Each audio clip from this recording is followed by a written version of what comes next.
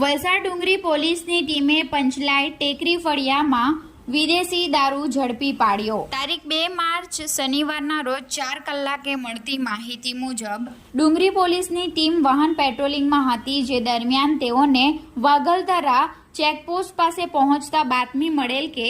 પંચલાય ગામે ટેકરી ફળિયામાં રવિભાઈ શંભુભાઈ પટેલ નામનો ઈસમ પોતાની મોપેડમાંથી ઘરમાં દારૂ સગે વગે કરતો હોય, જે બાતમીના આધારે ડુંગરી પોલીસે સ્થળ તપાસ કરતા હકીકત જણાઈ આવતી બાઇક નંબર GJ21BQ3418 માંથી દારૂ પોતાના ઘરમાં મૂકી રહ્યો હોય દેખાઈ આવતા પોલીસને જોઈ રવિભાઈ શંભુભાઈ પટેલ ભાગી છૂટ્યો હતો। જગ્યા પર જઈ તપાસ કરતા મોપેડમાંથી 452 નંગ વિદેશી દારૂ મળી આવ્યો હતો।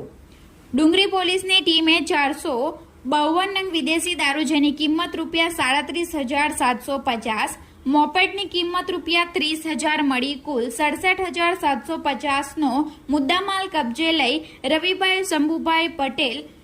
રહે પંચલાય ગામ ટેકરી ફળિયાને વોન્ટેડ જાહેર કરી ડુંગરી પોલીસ મથકે પ્રોહિબિશન અંગે ફરિયાદ દાખલ કરી છે।